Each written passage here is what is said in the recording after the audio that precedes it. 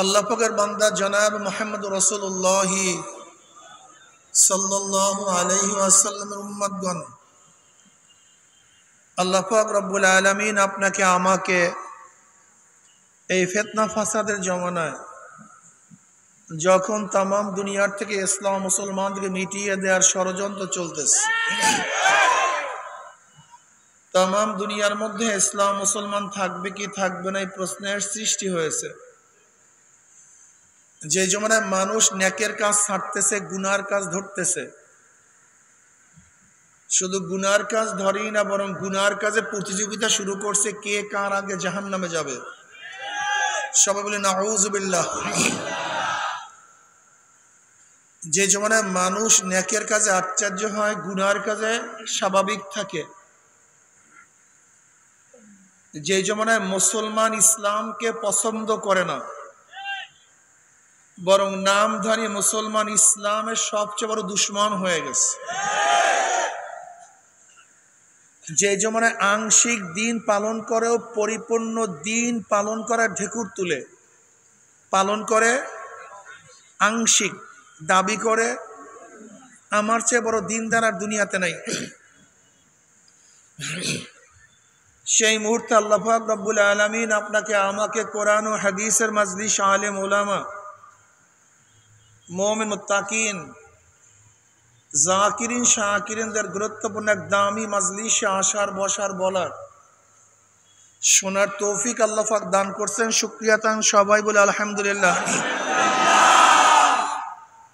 এই মাজলিস অনেক গুরুত্বপূর্ণ, অনেক দামি। আমি সব সময় জিকিরের মাজলিসকে ধোলাই কারখানা বলি, সব সময় বারবার স্মরণ করিয়ে দেওয়ার জন্য।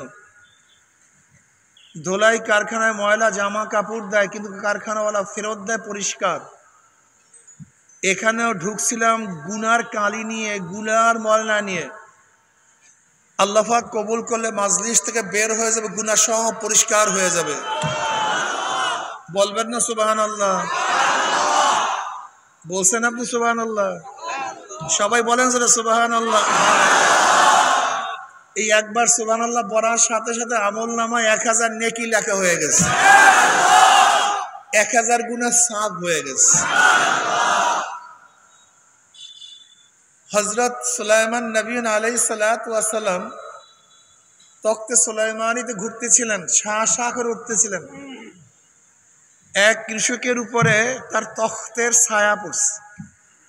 সেই কৃষক তাকায় বলছে সুবহানাল্লাহ, আল্লাহ পাক ইবনে দাউদকে কত ইজ্জত দান করছেন, কত সম্মানিত দান করছেন, এত সম্মানিত। বহু শূন্য নিয়ে শূন্যে ঘুরতেছেন। এই আওয়াজ সুলাইমান নবী আলাইহিস সালাতু কানের মধ্যে ঢুকছে। অমনি নবী সুলাইমান আলাইহিস সালাতু বলছে, হে মুমিন কৃষক, আল্লাহ পাক আমাকে যে ইজ্জত, যে সম্মান, যে দামি করছেন, এর চেয়ে অনেক বেশি দাম তোমার একবার সুবহানাল্লাহ। বলে কেন? বলে দেখো, আমার ইজ্জত, আমার তখ্ত, আমার বাদশাহী আমার হায়াতের সাথে সম্পৃক্ত। আমি আছি, সব আছে, আমি নাই কথা কয় না।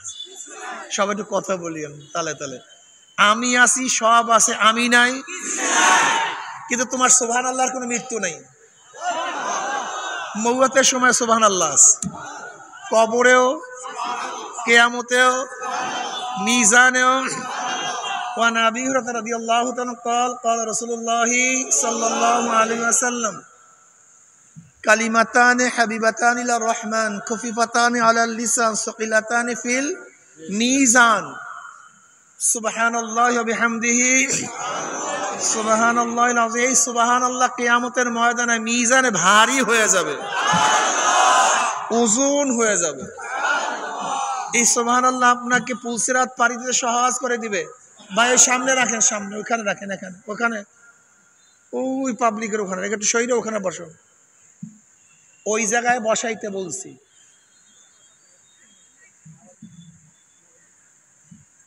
তোমরা একটু ফাঁক করো বাবা, ওখানে বসাই। ওই সামনে, তোমার সামনে আগে, হ্যাঁ ব্যাস, সামনে আগায় দেন, সামনে ঘুরাই দেন, সামনে ঘুরাই দেন, ওদিক ঘুরাই দেন। ঘুরাই দেন বাস, অসুবিধা নাই, বেশি শব্দ হবে। শব্দ আছে এটা, শব্দই তো নাই, তো ঘুরা পড়ার দরকার নেই, বক্সের সাউন্ড নেই, ব্যাস।